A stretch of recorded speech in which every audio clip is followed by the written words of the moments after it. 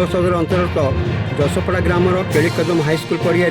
44तम क्रीड़ा महोत्सव अनुष्ठित हो यही अवसर में स्कूल प्रधान शिक्षक विप्रमरंजन मिश्र और खेल शिक्षक आशीष कुमार जेना,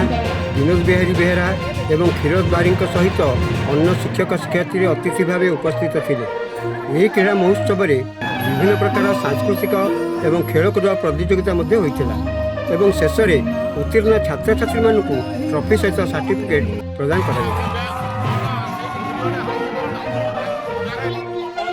नामुमकिन सा लग रहा है तो क्या लगता है आपको?